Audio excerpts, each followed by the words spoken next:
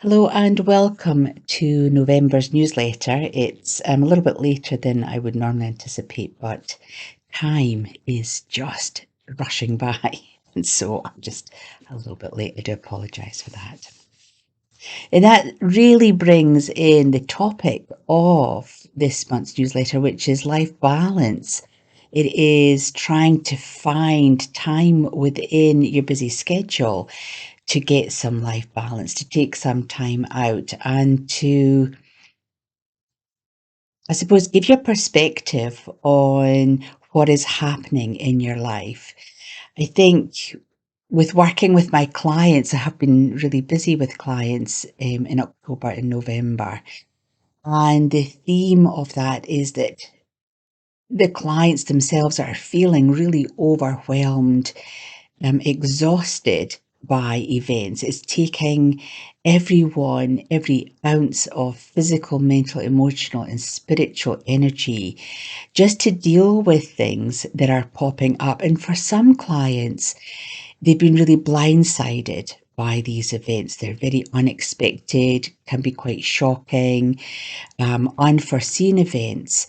And they've had to switch into different modes while still operating as normal to the outside world, but internally they're on this other aspect of their energy field, which is quite exhausting. People are exhausted.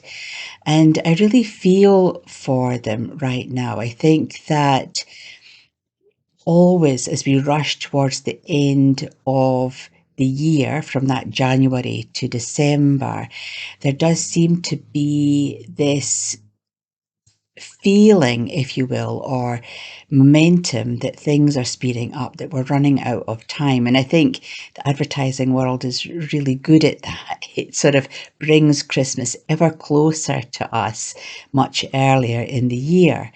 And so we feel we've got no time left. Interestingly, I think for myself, I've been working up towards creating my event at the Women's Expo. That took a lot of physical energy, gathering goods together, making sure things were ready, then going to the event and then recovering from the event.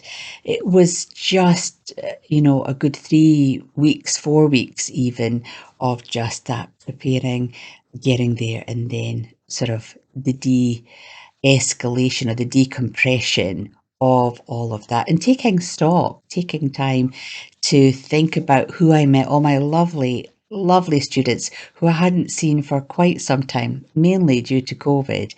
But it was so lovely to see them and to reconnect with their energy and to meet a now qualified psychic development teacher here in Christchurch, Kelly Ann. It's so lovely to see her looking glowing in with excitement about finishing off her course and her plans for bringing the course to the public in 2023. So people, I feel, at the event were excited about their future, but they were all really tired. People were really tired. And I think life balance, we have to create time for ourselves. We have to take time out deliberately, consciously, shut ourselves off so that we can decompress. And that means putting the phones down, putting the computers down, getting the apps all on silent or sleep mode so that you just have time to be you. Because when we're in front of social media, we can turn into someone else. We are being someone else at times, and that can be exhausting as well when we're having to parade a different aspect of our personality out there. I think for myself, Mike and I, we met up with some really lovely friends down in Ashburton. And to be fair, just the excitement of leaving Christchurch was really quite incredible. It was so lovely to get out of the city boundaries, to go to another township, to meet up with our friends.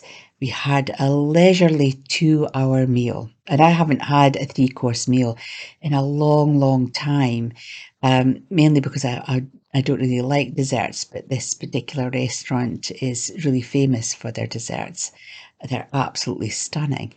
Um, so to have given ourselves permission to not work for that day, to go down to a different township, to meet up with friends, to spend 2 hours just talking and laughing and connecting. No social media, no outside pressures. The restaurant was just wonderful. The kitchen had closed. It was just ourselves and another couple, and the staff were happily getting ready for their early evening service. And they just gave us so much space to have a bit of balance. In having that balance, I think we both couples reflected on the journey home, actually how wonderful that was and the value of being with each other and sharing thoughts and feelings and having a giggle and being a bit silly and eating delicious food. I think that we have to give ourselves permission. You have to give yourself permission consciously to decompress. Otherwise, if you try to run 100% energy for 100% of the time, you will burn out. And I think we've come through a phase of really intense energy with the pandemic, with the war, with the inflation. People are calling it inflation, they're not calling it recession. But to me, it's the same thing. Our money's not going as far as it should, or we would like it to. And so we've got all of these added pressures, these external pressures in our lives. And so we have to consciously make time, like me consciously booking that restaurant and making time. And enjoying that process. I think you have to do the same. Some of the really simple things that I do that to give myself just some space around my energy. It's really simple. When I park the car, I'll sit there for up to 5 minutes and just sit. And that in that 5 minutes, that 3 to 5 minutes of just being really still and really quiet, my mind comes back to self. I've finished my journey. I've parked my car. Yes, I've got things to do when I exit the car. But for that 3 to 5 minutes, just sitting and just focusing on myself is a really wonderful gift that I give to myself. The other thing I do, which I think might drive my husband just really a tiny bit crazy, is that I will park in the furthest aspect of the car park so that once I've given myself a little bit of breathing space, I then have this journey towards the shopping mall or the supermarket or that busy space where people are really busy and they're really hectic and they're not mindful.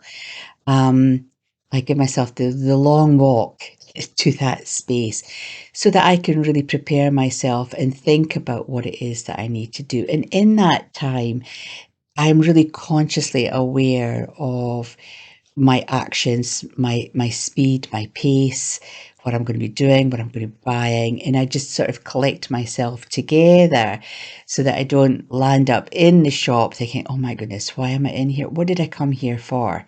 I sort of give myself that breathing space. So it's the long walk from the car park is another real favorite of mine. I never park by the door. Anyway, it's good to get your paces in, which is really cool. And the other thing to think about is, that meditation space. When you go into meditation, even if it's just closing your eyes for 5 minutes and just breathing, that's a breathing meditation. And that will give you a little bit of me time because me time is really precious. We give all of our time to other people and we forget to give ourselves time. And we can develop really good habits, if you will, that sort of create space, bring in the balance, and you feel that you've valued yourself. And that's the key thing. You have to value yourself, because if you don't value your time and you don't value yourself, then no one else will. And that's when we land up where everyone abuses our time and they use our time rather than us using our time. So work-life balance, guys, it's really crucial to really consciously become aware of the little habits that you can change that will actually, over time, create space, will give you some balance back, give you some energy back. And the really key thing in those little moments of time, even if it's just 5 minutes, you have time to reflect. And as you reflect, you then have those aha moments. You've got those processes where you go, oh, well, I'll do that differently the next time. I won't do that the same this time. And when we do that, we then create a really good space to be in. We're always evolving and changing. So, work, time, life balance is a really key thing for you right now. I will be doing a free meditation. So, the Opus Soul community meditations are all finished for the year. We've done all the mandala meditations. And so, I'm going to change the whole context of the Opus Soul community. We're going to create a new landing page. You'll see me live in there. It's going to be free. So I'm really excited. I'm working with my lovely support, Ali, at the moment on how we're going to do that and when we're going to launch that. But we will hopefully be launching it with a free meditation in December on work-life balance. So hopefully, if you're feeling a little bit stressed, look out for the newsletter that will be coming your way with all the links and the details. And there'll be an email from Ali direct about that as well. So I'm really excited about that. And the other thing, just launching a new audio course. So we've launched a couple of audio courses now on a platform. On Apple, on the Apple Store. It's going really, really well. So we just launched one today and there are already people on that course. So excited, really excited. And so what we've done is taken the feedback from that and we've turned a couple of my ebooks into audio courses. And these are really simple, downloadable audios that you can put into your drive, save on your phone, because that's what we're hearing from people. They want easy access. The video courses are still going well, and people do like the videos. They love to see me teaching them, talking them through the course manual, demonstrating, showing things. But for the people that are really audio, sort of conscious, and that's how they learn. And for people that like to meditate, then the audio course has just been phenomenal. I'm really, really just so blessed and humbled, I think is maybe a word, by the reaction, the feedback, the answers and the questions, etc. So on Opus Soul, the link is in the newsletter there. We've got a new audio course. I've broken it down into just 5 easy audio tracks with meditations included in each track. Really simple. The course manual is there. You can download that onto your phone as well. Keep it in your Pages app or whatever app you've got on your phone for documents. But I'm hoping that with it being an audio course, for those of you who like to listen or walk and listen to things, those podcast people who love all of that, then this is the way to go, I feel. So really excited. It's called The Conscious Soul Journey. And it's really looking at that aspects of the connection of the 12 chakras and our soul journey and how they're intertwined and how the soul is a conscious continuum that will carry on from lifetime to lifetime. So very excited, and a big shout out to Sean for his his wonderful support. You know, I'm one of his more wacky clients, I'm sure, who causes, "Can we try this? And can we try that?" And off he goes. And he really does support me really well on the website aspect of things. So have a go and just see how you feel.